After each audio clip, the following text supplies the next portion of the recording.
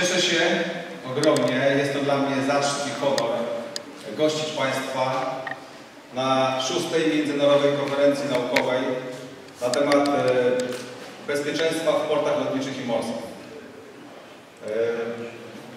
To dla mnie szczególna przyjemność, bo po raz pierwszy spotykam się z Państwem w tej roli rektora komendanta Wyższej Szkoły Oficerskiej Sił Powietrznych. Wcześniej przyznam się, że tak jak Państwo, miałem już okazję uczestniczyć w tej konferencji. Raz jako uczestnik, siedząc w fotelu tutaj. I wtedy też byłem pod wrażeniem występujących, referujących tutaj przedstawicieli ośrodków naukowych i przemysłowych. I z taką samą nadzieją i oczekiwaniami dzisiejszą konferencję otwieram, że również będzie to okazja i forum do wymiany ciekawych poglądów i zderzenia różnych twierdzeń i tez dotyczących bezpieczeństwa w portach lotniczych i morskich. W tym środowisku nie muszę mówić, że są to szczególne obiekty infrastruktury krytycznej każdego państwa w kontekście różnych zagrożeń i o charakterze terrorystycznym i o innych zagrożeń.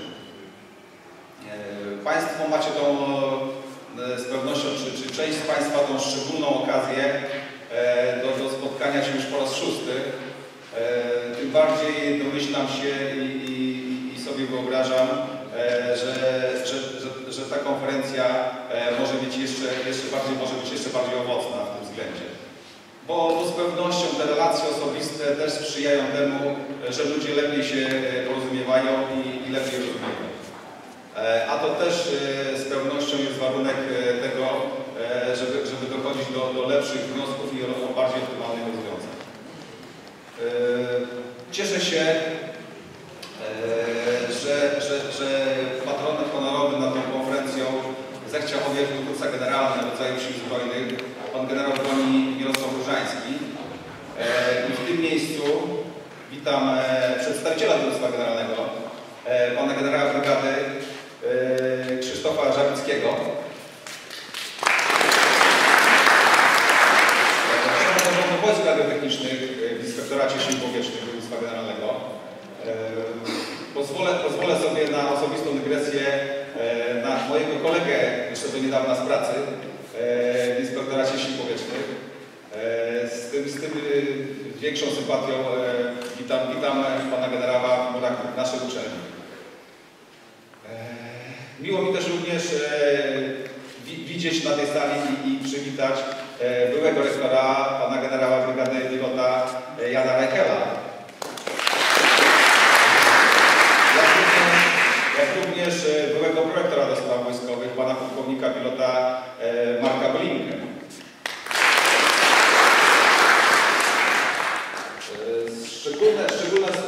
Szczególnie też rozglądam się za panem komandorem.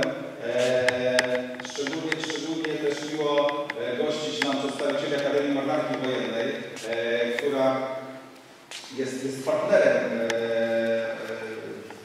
w zakresie organizacji tej konferencji. Witam zatem przedstawicieli Akademii Marynarki Wojennej na czele z panem komandorem doktorem habilitowanym Jarosławem Teską.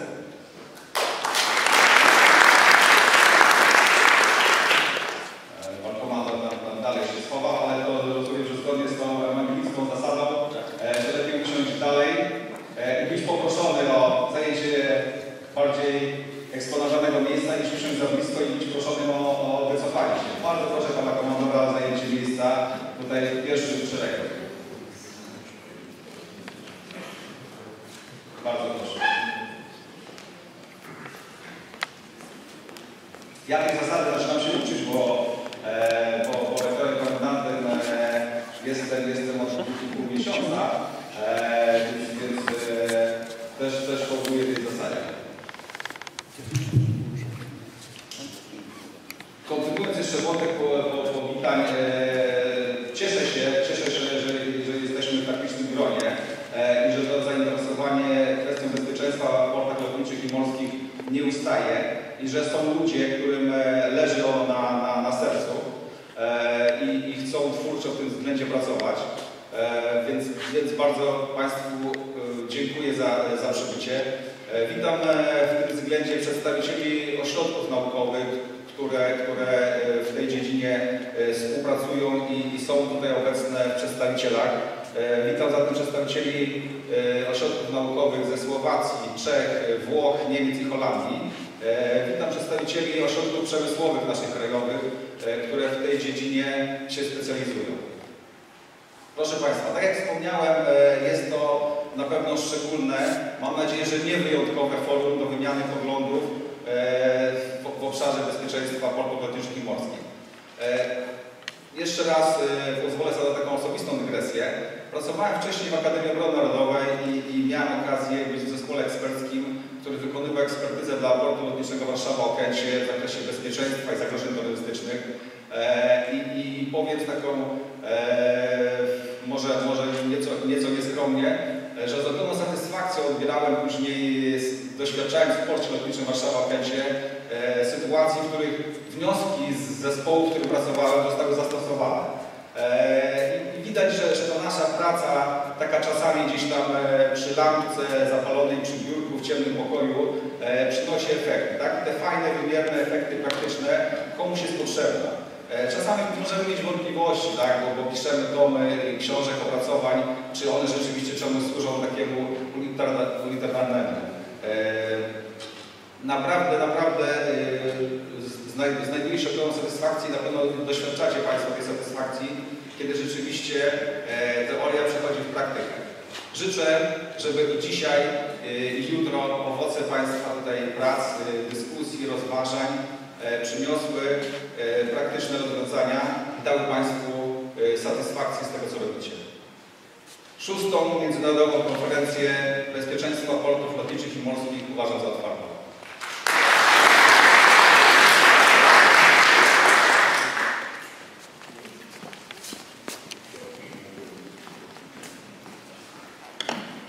Dziękuję Panu Magnificencji za bardzo dobry wstęp.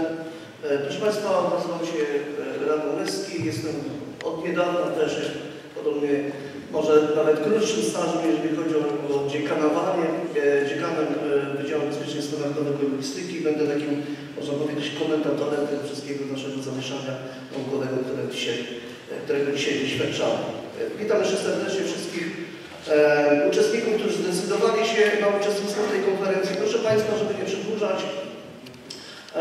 nasza konferencja, tak jak już Państwo na pewno wiedzą doskonale, będzie przebiegała w dwóch dniach. Na każdy dzień zaplanowane zostały w zasadzie takie 2 przedsięwzięcia, można to nazwać panelowe, tematyczne. I dzisiaj między innymi mamy do zaoferowania w zasadzie przeprowadzenie 2 panele i jutro 2.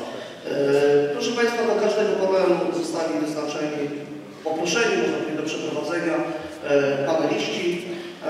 I jeżeli chodzi o kwestię przedstawiania swoich wyników badań przez poszczególnych prelegentów, prosiłbym też o zastosowanie się do dyscypliny czasowej, dlatego że każde, można powiedzieć, poślizgnięcie czy niedostosowanie się do czasu powoduje, że te przedsięwzięcia będą nam się wydłużać, a mamy też zaplanowane przedsięwzięcia wyjazdowe, jak na przykład wyjazd do Kazimierza, czy późniejsza uroczysta kolacja.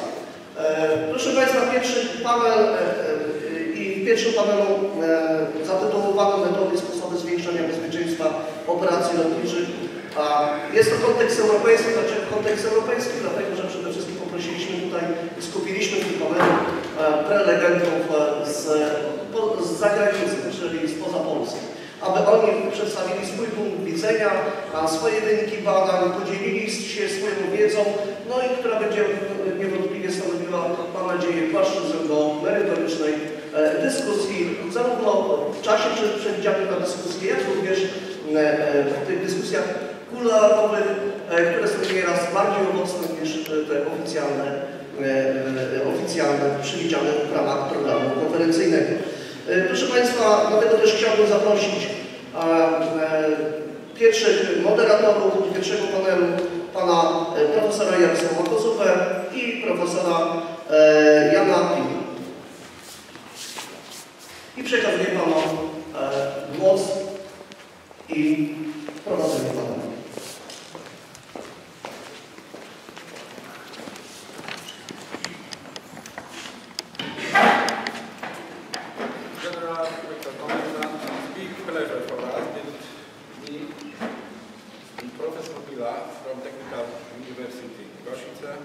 that we were appointed to manage the first plenary session. During this session, we will discuss the issue connected with methods and means of improving the safety of air operation in a wide context of European. The first speaker is Mr. Gian Antonio Bevila from Leonardo Finmeccanica from Italy. The subject which will be discussed by him involves surveillance, effective systems, and advanced crew training. Mr. Gian Antonio,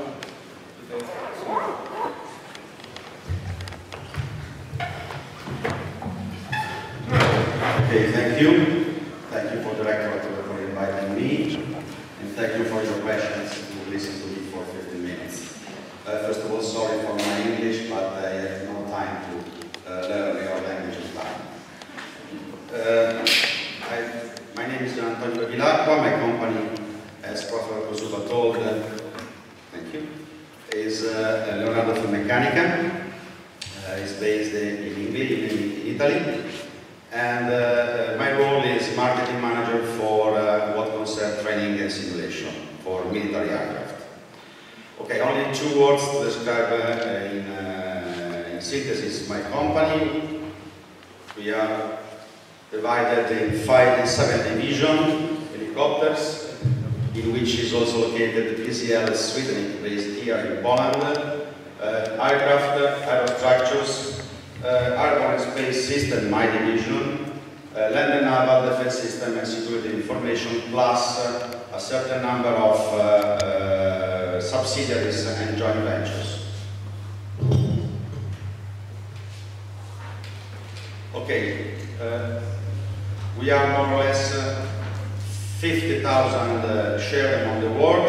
The main part is located in Italy, about 30,000, and then also in UK, in US, here in Poland, about 3,000 and 1,000 shares among the world. But I want to enter into the issue, into the topic of my intervention that is related with the border security, a new concept of border security and surveillance on maritime and land.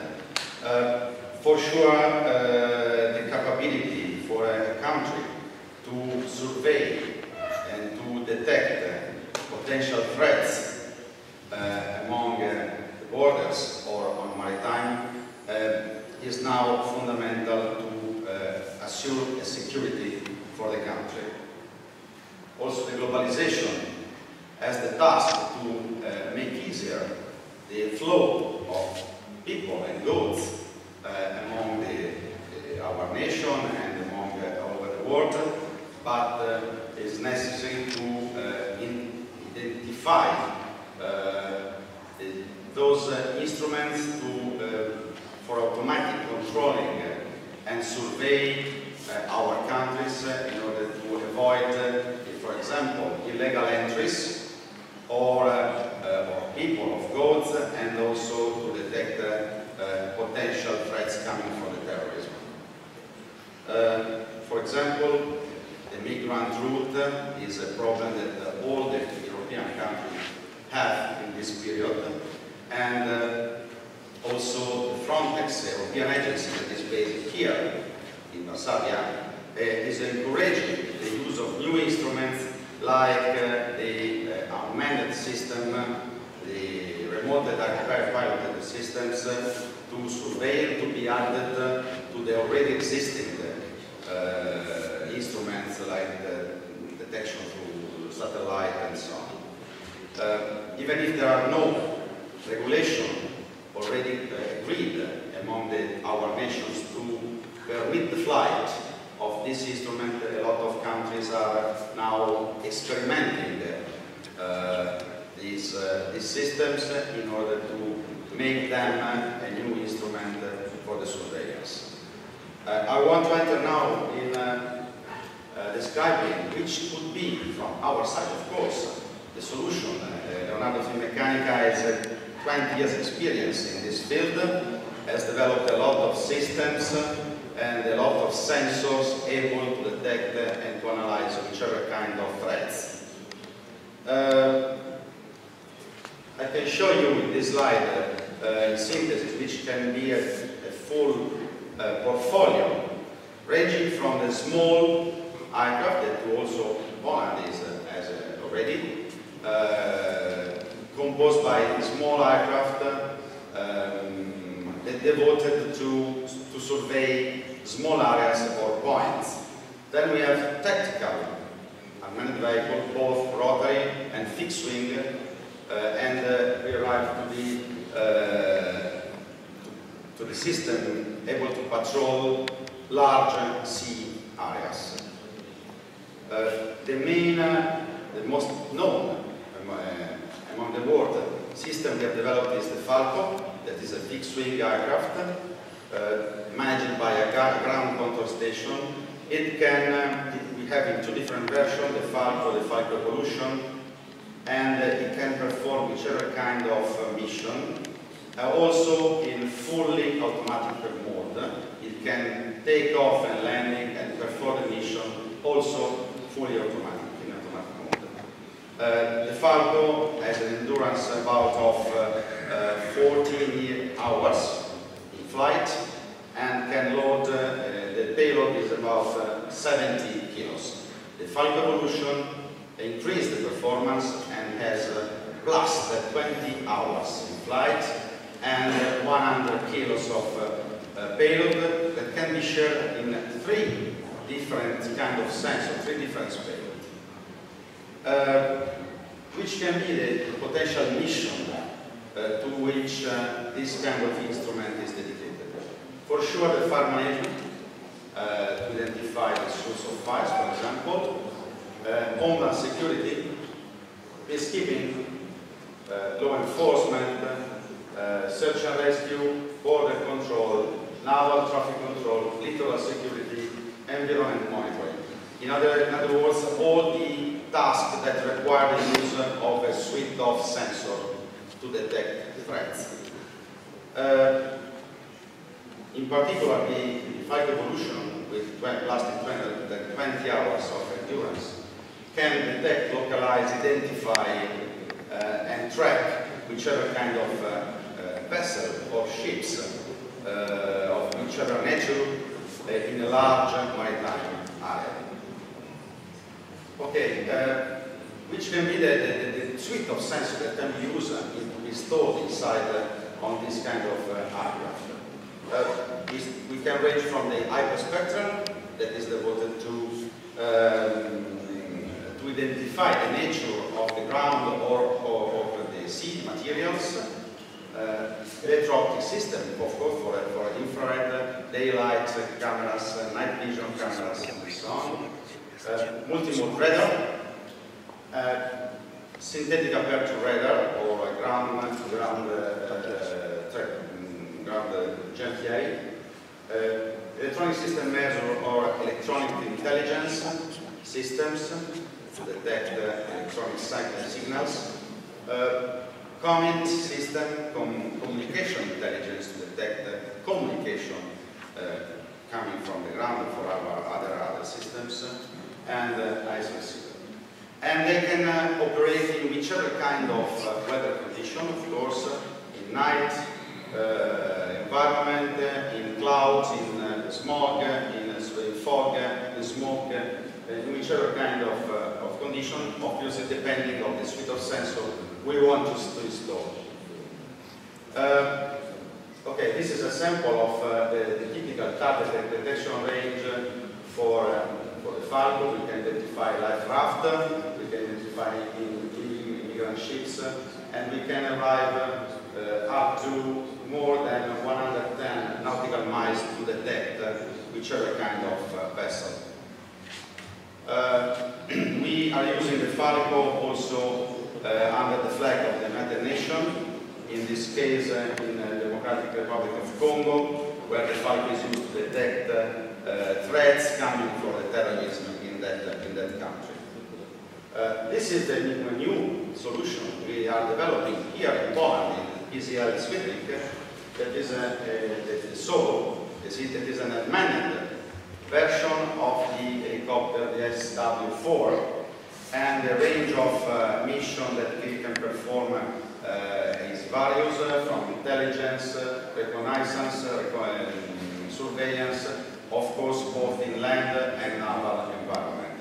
The characteristic of this system is to be able to have twice mission, both in unmanned version and also in manned. The same machine can operate in both modes. This is the last development with Finmeccanica, developed in agreement with Piaggio Aerospace. Is located in the main segment. Its flying is a very high altitude to detect threats and to have ISTAR mission purposes. Only word related with the small system, both rotary and fixed wing. We have a suite of systems that of course can have the range, limited range, but maximum of 10 kilometers, and they can detect threats on single point, on single area, for example, like airports. Okay, of course, all our systems are certified against the Italian law and the STANA NATO law. And now just a few words about the training system, because it is mandatory that the pilots that operate inside the ground control station and the payload operators must have a deep training in order to operate in the correct way, to be able to analyze and to fuse the data coming from the sensor installed on the system. The use of the full mission simulator as a multiple user. You can use as a test bed. You can test which suite of sensor is suitable for your mission to be installed into the system by the use of simulator, of course, because the simulator is exactly the replica of the ground control station.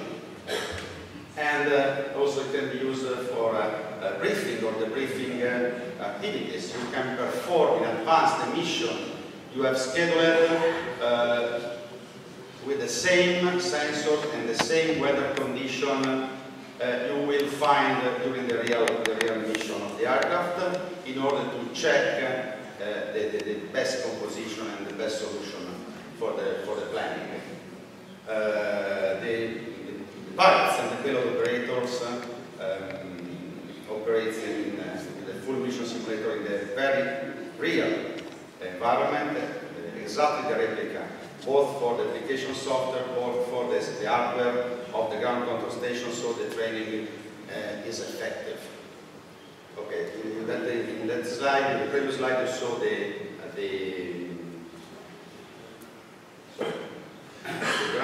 full mission simulator for what concerns the ground control station on the left, and on the right, the instructor station that allow the instructor to insert, for example, malfunctions or to change weather conditions in order to check for the ability of the students to react to any kind of event. This is the new training system we installed last February in the Italian Air Force base of Amendola in the south of Italy, where are located also the main parts of the unmanned vehicles, that is able to train students on all the suite of systems, starting from the mail and arriving to the tactical FMS. On the upper left is the mail solution, and upper right the tactical one. The picture below is related to the visit of the Italian Air Force commander last February on this new installation. Okay, I think I finished my presentation, and of course I'm able to answer your question here or in the afternoon or tomorrow morning. I'm available for whichever kind of question. Thank you for your attention.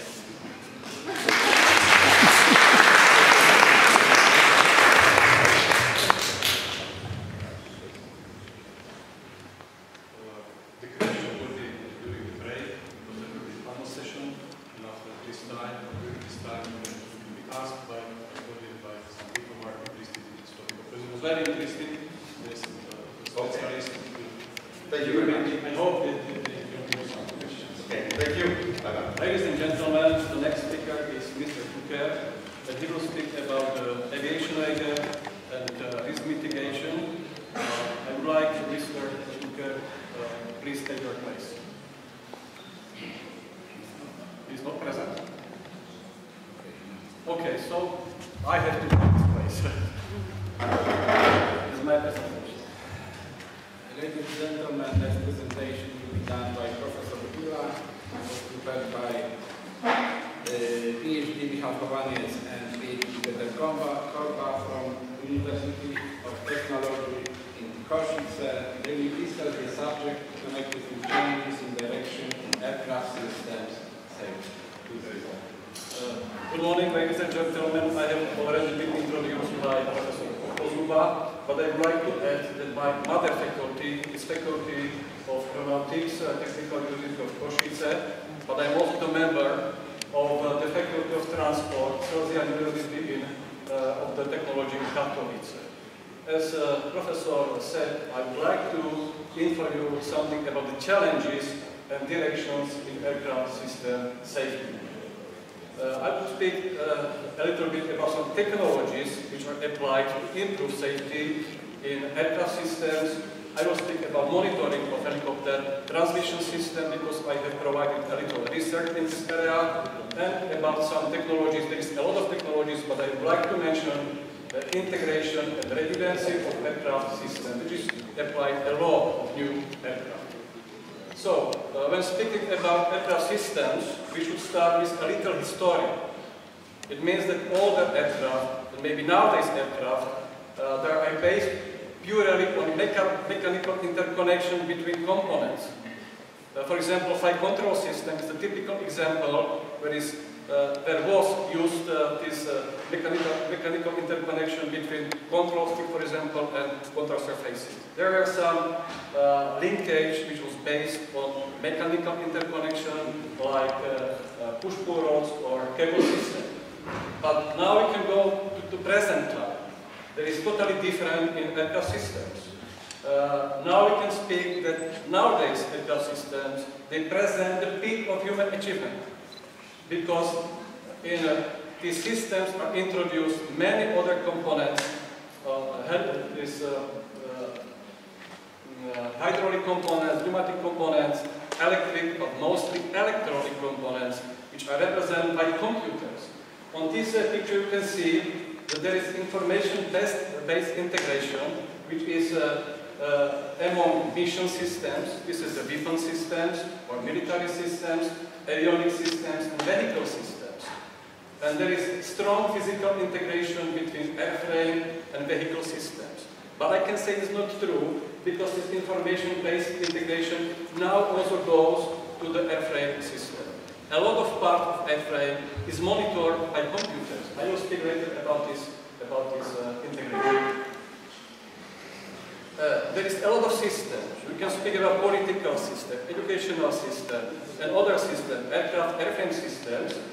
But there is a lot of definition, of course, of this system.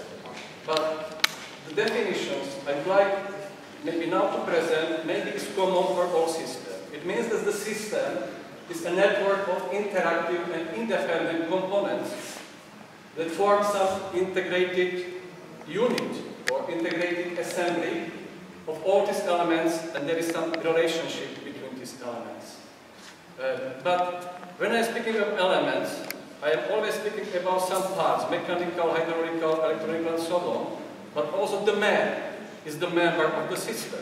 So we have to speak about social-technical systems. And there are some aspects of these systems, and the most important aspects are that these systems are highly sophisticated, and all they have very influence the safety of the system, the safety of the man, of course. But not only the man, because you can read human life, but there is the safety of property and also the safety of environment. How to say environment? How to predict some influences to the environment. of course, there is also some development of the systems. I have already mentioned these basic systems, which are based on these mechanical components. This is the technical systems. But nowadays, systems are incorporating more this information system. It means the computers are implemented into the system. Why? Because we need to increase the safety. Maybe this is the first reason. And the second reason is need to optimize the performance of the system. Because man is not able to performance, to control all systems. And system has to be limited in some occasions. So now we can speak about the software components which have another functions. Another functions, for example, to provide management of the system, to provide regulation and data processing. Now we are speaking, for example, about management flight control system. This is integration of all systems, engine, airframe system, avionics system, and all other systems. Maybe the last level, the highest level of the system is safety critical systems. The systems are applied, for example, in space technology, medicine, aviation, there is some power station industry. Because if there is some problem, if there is some catastrophic failures, you know that a lot of people will maybe suffer from some injury or from their life. And such systems must incorporate redundancy. I was speaking about redundancy. It means that must be duplicated or triplicated the system to improve the safety. But when we are speaking about safety critical system, from definition, it's clear that all aircraft systems are safety critical systems. Doesn't matter if this is the power systems which are used to generate power, for example, engine, for example, electrical system and other systems, but also utility systems like fire protection system, de-icing system, I don't know, other systems, all can be considered as the safety critical system because aircraft is flying on some altitude. And there is not only potential, not only kinetic energy, but there is also potential energy. So if aircraft fall down, so there is very low probability that someone will be alive. Typical example of such safety critical system nowadays are modern flight control systems. Because this is the huge interaction of many systems. And these mechanical parts are reduced, and more these computers are introduced into the system. And now we can speak about different safety, because when we are speaking about mechanical safety and software safety, this is a little bit different. To improve safety, there are some technologies. There is a lot. I have chosen only some technologies. The first group of technologies are technologies which are done before aircraft production, before aircraft manufacturing. We can improve safety before aircraft is built. And this is done during the modeling and simulation. By simulation and modeling, we can see maybe some future level of the safety. We can program some level of the safety. And the next, there are smart technologies. I have mentioned only 3 of them, but there is much more of these technologies. And these technologies are used when aircraft is already built, when it's manufactured. Because if aircraft is in operation, we can keep some level of the safety. This is very important. So I will mention maybe aircraft structural condition monitoring and systems condition monitoring. This is 2 separated monitorings. I will speak a little bit about aircraft system integration, about redundancy of vital aircraft systems. Monitoring, also monitoring, maybe I am not speaking some news, but monitoring can be in aircraft used for pilot and system interface, because nowadays pilot is very loaded, he has a lot of information. There is a lot of systems. There is growing the number of system integration. So without monitoring, the pilot is not able to control the aircraft. So he has to have interface. He has to know about the data, about the files in the systems. There is a lot of different this monitoring system. He has something like maps. He can see operation of the system. He can see components of the system. And also this monitoring improve some correction actions for a pilot, because pilot knows what he can do, what he cannot do, for example. And also there is system limitation.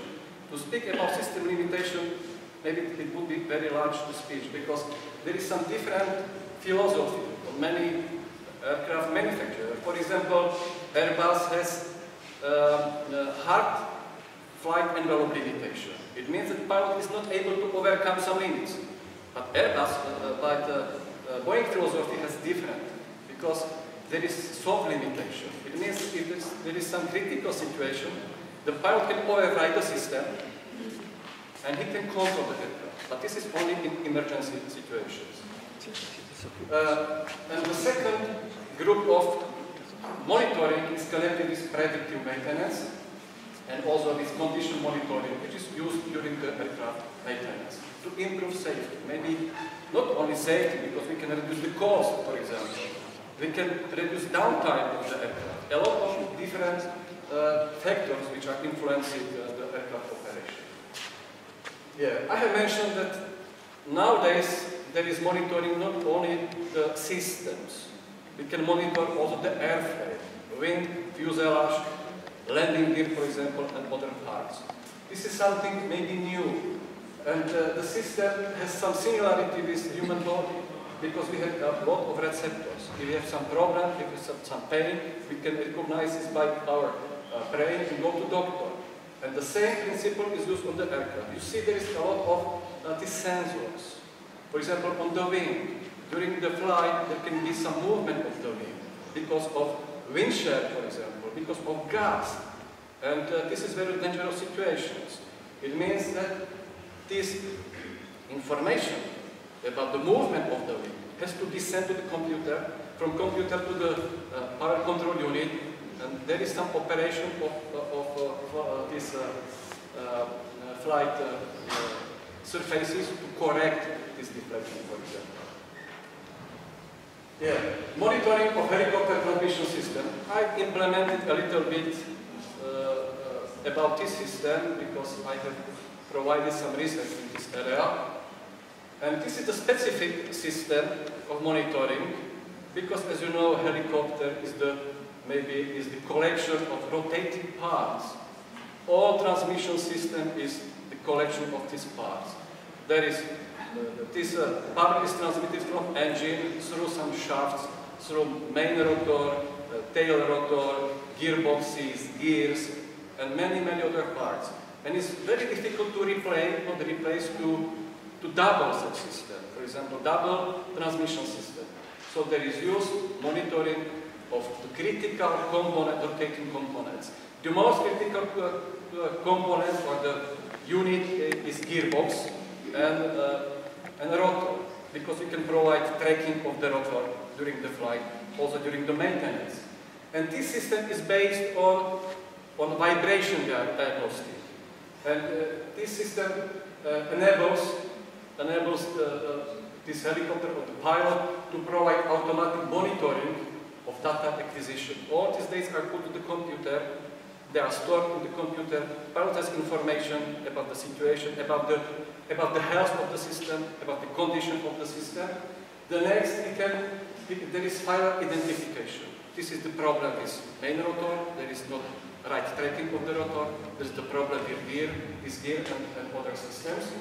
Maintenance performance, and of course, early prevention of failures. Everything is connected with the safety. On this picture, you can see that these dates are downloaded from the computer, from this system, where these sensors are put, to some USB memory stick or data card or some these monitors for platform manager. It means this is connected with logistics support, because we need to plan some spare parts, for example. So we, in advance, know what is needed for this maintenance. And for example, flight operation. This is direct information for pilot about the system. The first time the system was applied, it was for offshore helicopters. This was very important. For quality assurance, engineering, for trading. Trading, it means we can trade all this vibration spectrum. all these frequencies, we can compare this spectra and to realize or to decide if these spectra are okay or they are not okay. And of course for engineering, okay, for analysis and for airworthiness. Yeah, we have provided transmission monitoring of helicopters ME-24 and ME-17. Just now, we don't have in our army helicopters ME-24, only ME-17. The primary objective of helicopter transmission migration was to help maintenance, because on these helicopters, this is the Russian helicopters, they were provided only preventive maintenance. It is not modern because it's very costly, and of course, this safety is not guaranteed. Of course, is guaranteed, but for example, this main gearbox, after 300 hours, had to be put down from the helicopter and put to the overhaul. And this gearboxes were okay. It was not needed to put them from the helicopter. So this is maybe the money we should spend on that. And the second maybe purpose was to improve safety of helicopters operation, to reduce downtime, because if helicopter is standing in some hangar, is not in operation, so this is not good, because we are not using these helicopters. And reduce maintenance costs. The purpose of this research was to provide some analysis. The first analysis was done by numerical calculation of all critical spectra. Critical spectra means critical of components, because the main helicopter gearboxes of this aircraft, this helicopter has 3 stages. And all these 3 stages are critical. If something happens, helicopter is not in operating, because the main task of gearbox is to rotate this main rotor. And main rotor is used for lift creation, for control, and for power, means for thrust.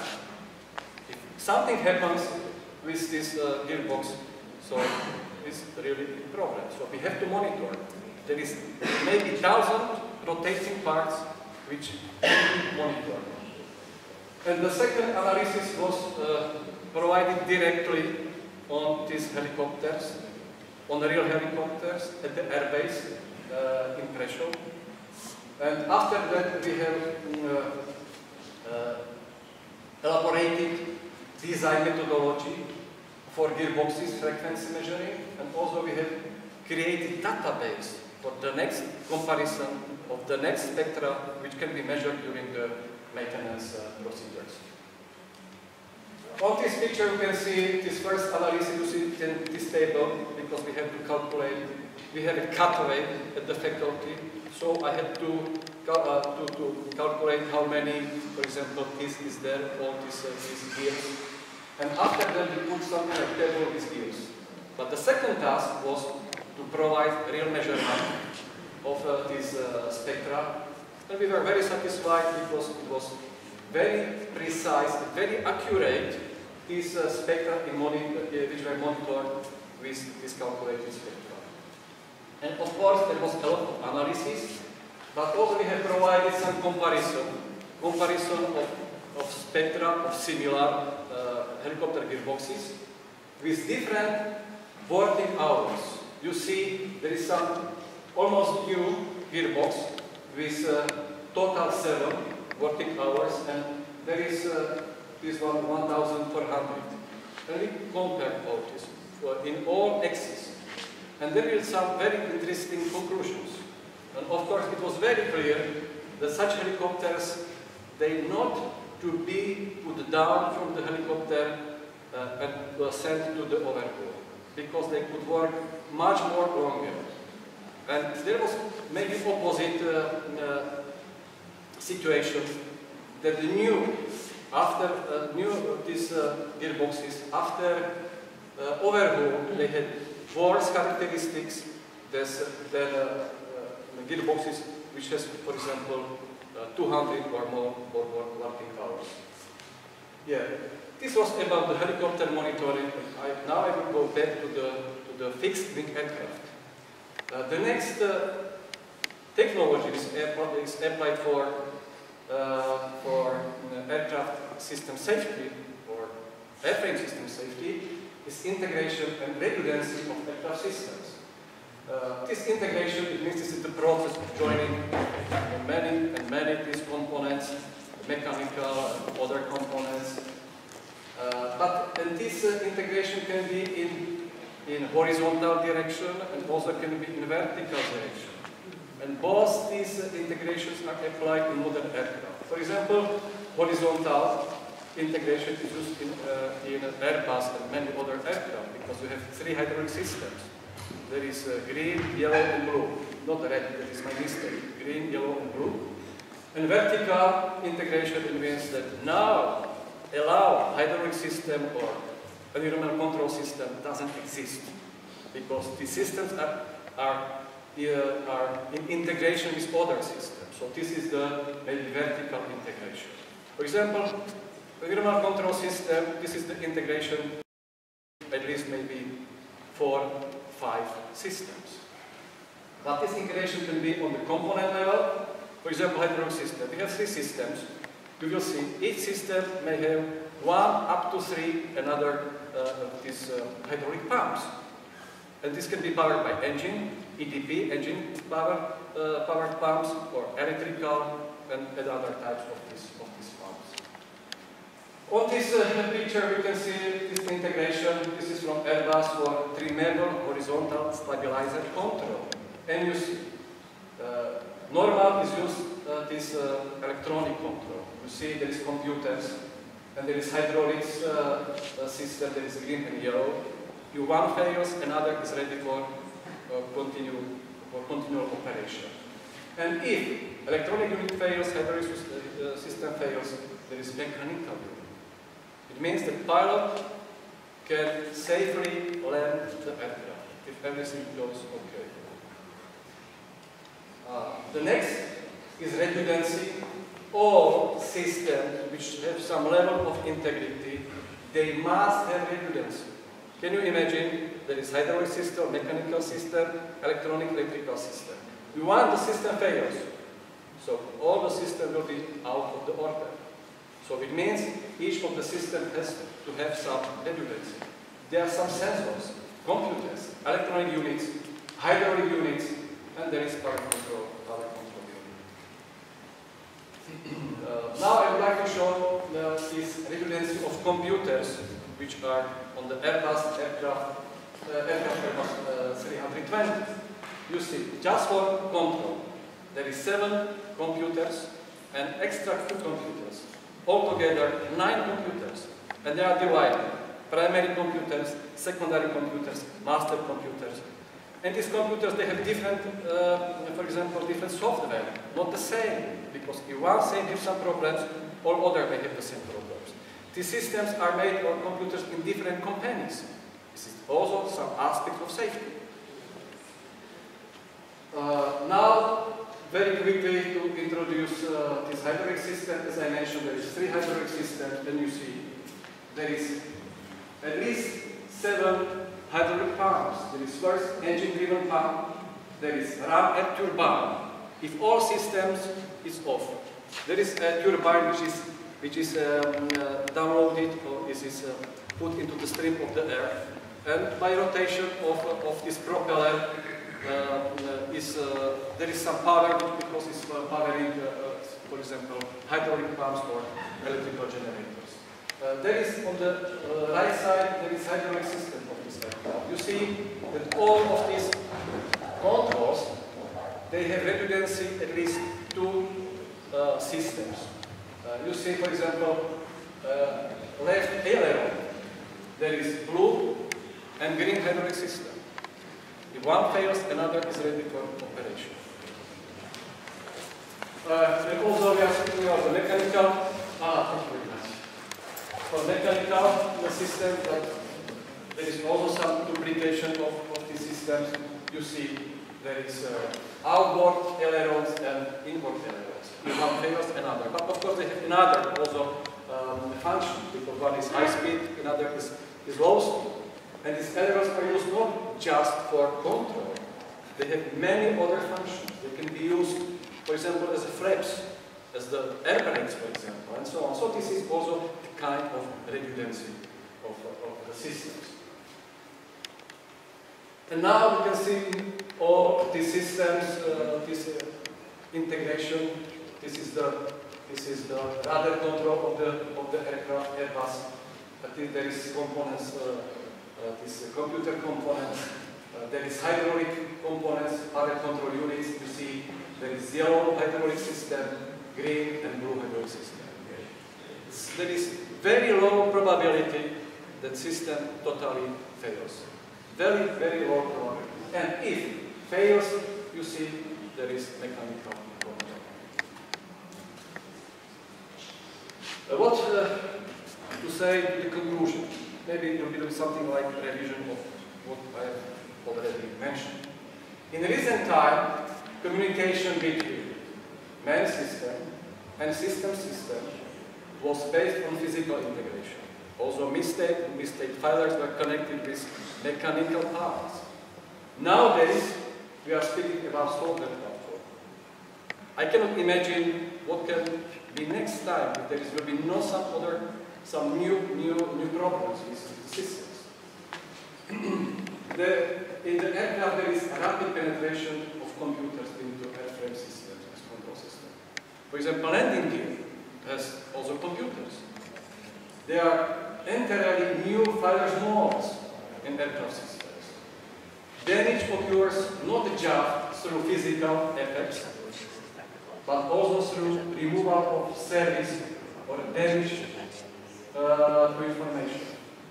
This is very important, not just to replace part by another part. For example, if I will change my heart, I will have another heart. My heart cannot be compatible with my organism. We have to maybe check my body sometime. So we don't know how will be the effect if we will change these components. Any software can be considered as a safety critical system when we are speaking about aircraft systems.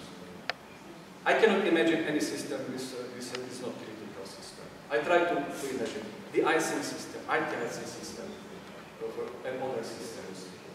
The number of interaction safety critical systems is growing up. I don't know when will be limitation of these systems. When changing, this is what I mentioned this one. This is important. There were a lot of catastrophic accidents where software played a main role. During my preparation of this presentation, I tried to find some crashes. Really, there were a lot of crashes connected with the software. At the end, I would like maybe to present something like saying of Einstein. He says, everything should be made as simple as possible, but not simpler. But we are not speaking about simplicity. We are speaking maybe about complexity. It means any electronic control system must be at least as safe as simple mechanical system. If this integration of the system has lower level of the safety, so it doesn't have sense to build such systems. This is very important. Thank you very much for your attention.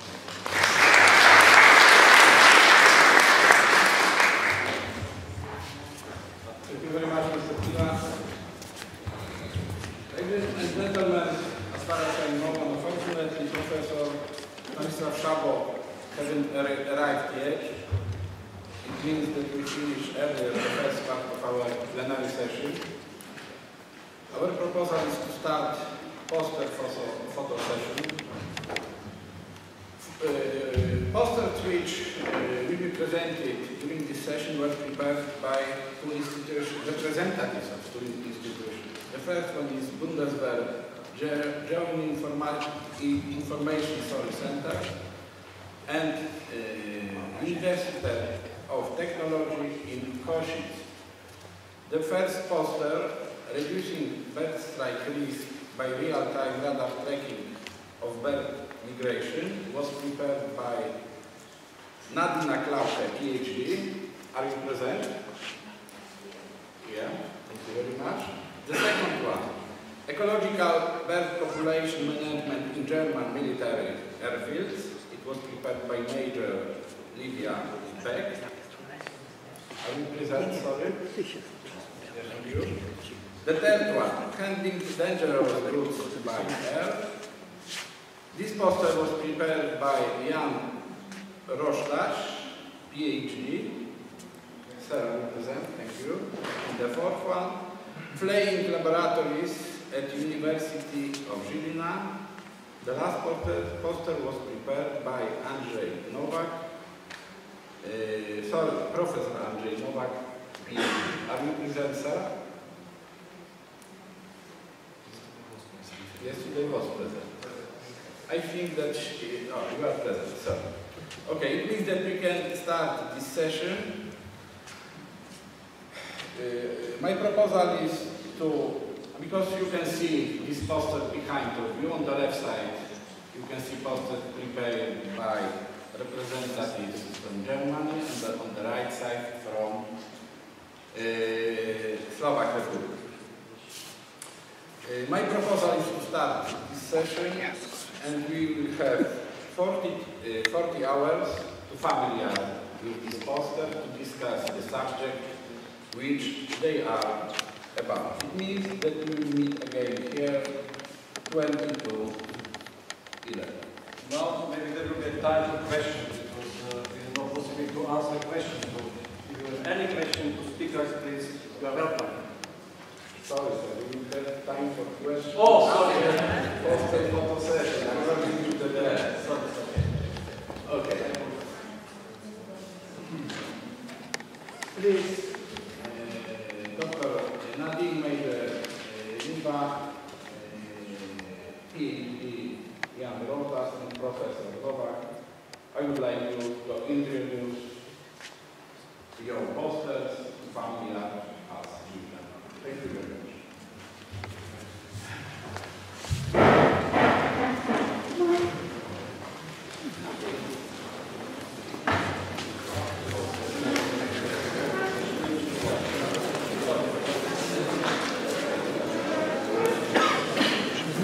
Co? Przerwa. 20 minut. No, 20 minut? A, powinien się jeszcze ten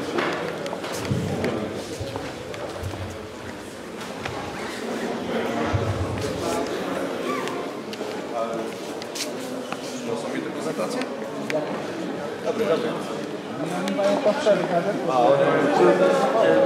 Tak?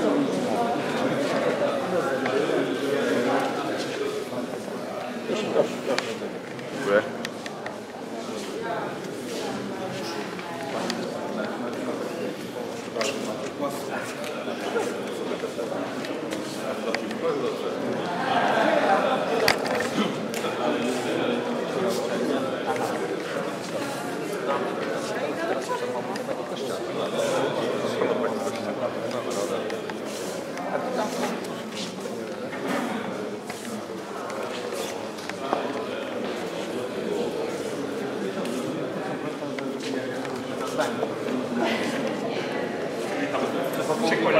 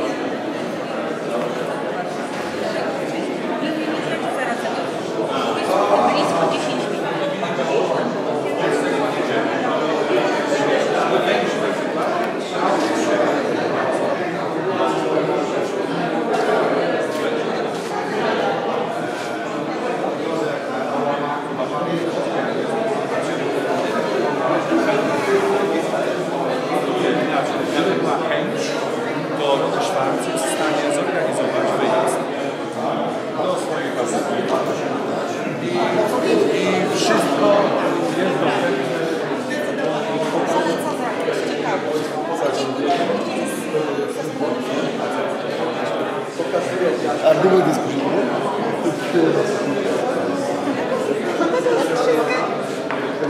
Ja bym parę pan młodych, tak?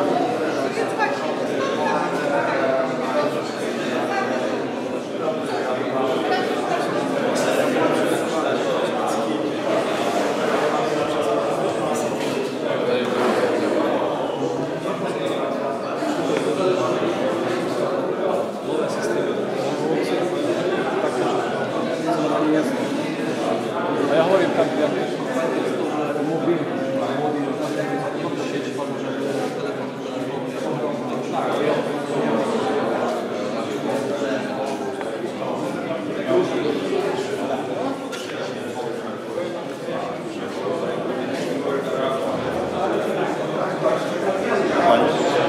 Daleko jesteś? Nie aż tak daleko, bo ja jestem To dobre połączenie mamy. ale i tak cała działalność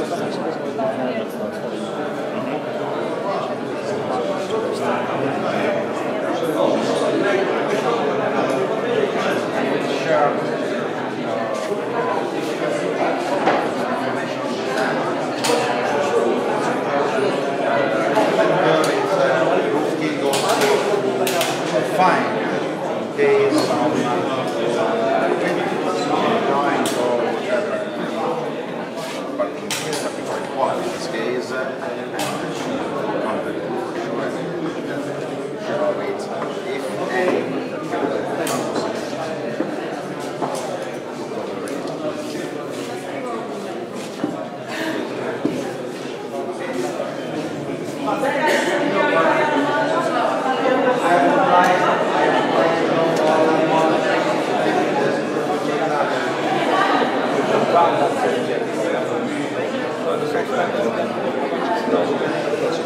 Jakieś coś o tym, jakieś, żeby coś opisać, ma Pan jakąś informację?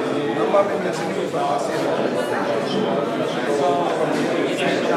pistolet nalewczy do tankowania nastrzelowego. To jest coś, co aktualnie zarówno wojsko, jak i w cywilu przy tankowaniu nastrzelowym jest stosowane. Poprzednia generacja takich pistoletów i aktualnie I to można w razie czego wykorzystać na studzie.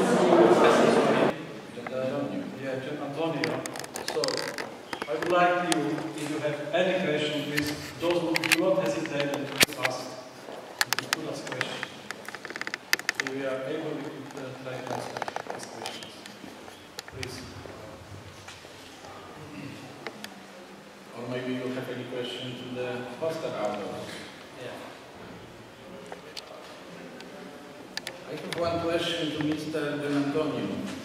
Is he present? Yes. Can you tell us, do you have any, because you presented your products, your company, do you have any products released and crew aircraft which are dedicated for safety, for security of the aircraft?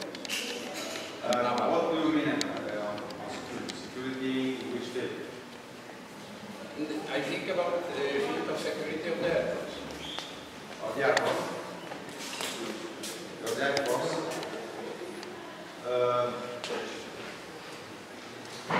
Yes, we have some system in order to secure the, if you mean IBAs, for example, yes, we have some radar system, ground radar system, in order to be able to track and identify whichever threats in the final of the aircraft, for example. We have parameters for this. This is can be considered as ecosystem for the aircraft, for example.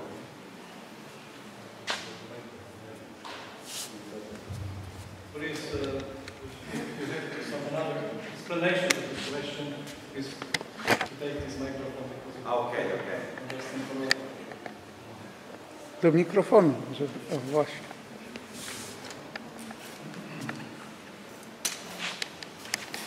Okay, I can repeat that for our forces we have some system that can protect especially airfields. I mean that, for example, radar systems, that ground radar system that can track whichever threats that can is around the airport field, for example. And then the Air Forces protection is, of course, inside the airborne itself.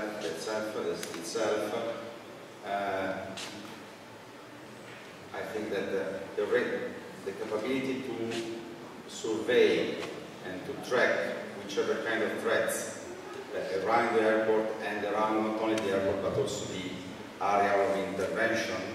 For example, we are using the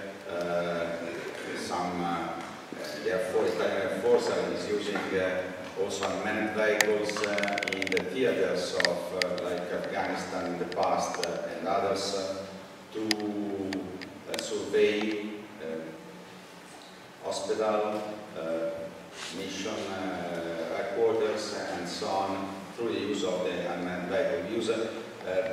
Italian Army has a wide choice of unmanned vehicles, starting from the RQ-19, the Mail, the Falco, the Shadow, and the small one, and they are used in all the theaters in which the Italian Army is involved for peacekeeping. Thank you very much. Any other questions? Maybe I have a question because I know that now there is a problem with refugees. Yeah.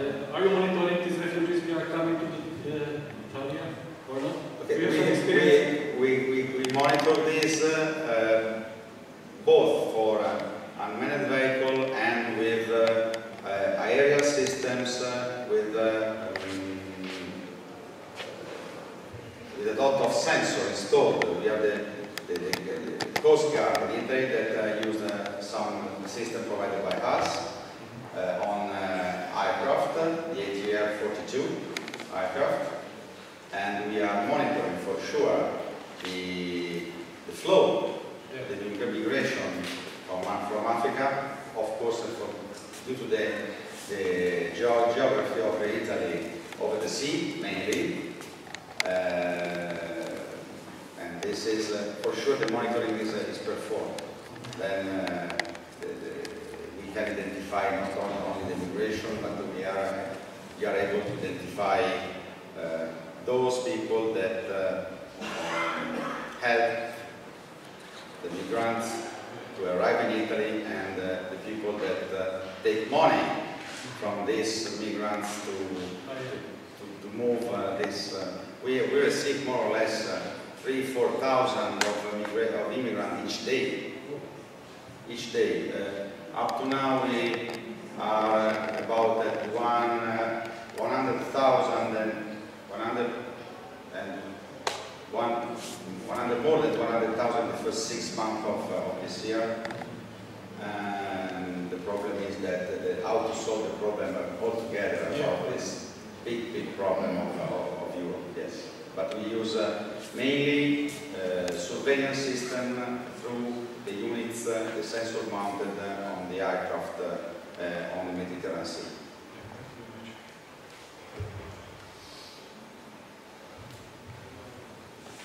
If there is no any other question to speakers or posters, means the discussion was closed.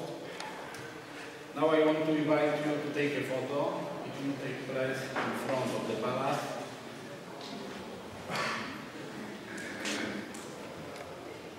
Teraz, proszę Państwa, zaprosiłem na zrobienie wspólnego zdjęcia przed pałacem, tutaj dużym przed rektoratem. Zapraszam Państwa wszystkich. Trzeba przejść w tą stronę, tak? Z tej strony. Z tej strony. Ale mówię przejście, żeby przejść to dookoła z tej strony, tak? Nie? Nie. Wyjście? Tam przez tą salę. Przez salę. Zaraz ci pokażę już.